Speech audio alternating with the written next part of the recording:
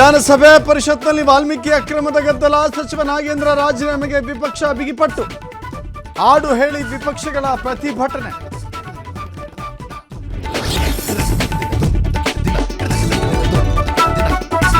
ಅಹೋರಾತ್ರಿ ಧರಣಿಗೆ ಮುಂದಾದ ಬಿಜೆಪಿ ಕಟ್ಟಾಳುಗಳು. ಸದನದ ಒಳಗೆ ಸದನದ ಹೊರಗೆ ಕೇಸರಿ ಪಾಳೆಯದಿಂದ ಹೋರಾಟ. ನಾಗೇಂದ್ರ ಪರ ಟೊಂಕ ಕಟ್ಟಿ ನಿಂತ ಕೈನಾಯಕ.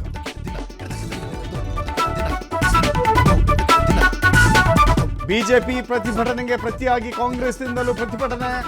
ರೈತರ ಸಮಸ್ಯೆ ಆಲಿಸಿ ಅಂತ ಎತ್ತಿನ ಗಾಡಿಯಲ್ಲಿ ಪ್ರೊಟೆಸ್ಟ್. ಸದನ ನಡೆಯೋದಕ್ಕೆ ಬಿಡುತ್ತಿಲ್ಲ ಅಂತ ಆಕ್ರೋಶ.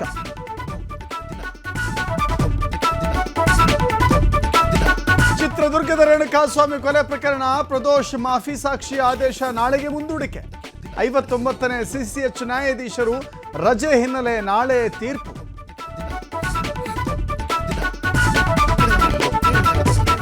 ಮಗನಿಂದಲೇ ತಾಯಿಯ ಬರ್ಬರ ಹತ್ಯೆ. ಸುತ್ತಿಗೆಯಿಂದ ಹೊಡೆದು ಕೊಲೆಗೈದಿರುವ ಶಂಕೆ. ಉಡುಪಿ ಜಿಲ್ಲೆ ಬೈಕಾಡಿಯಲ್ಲಿ ಘಟನೆ.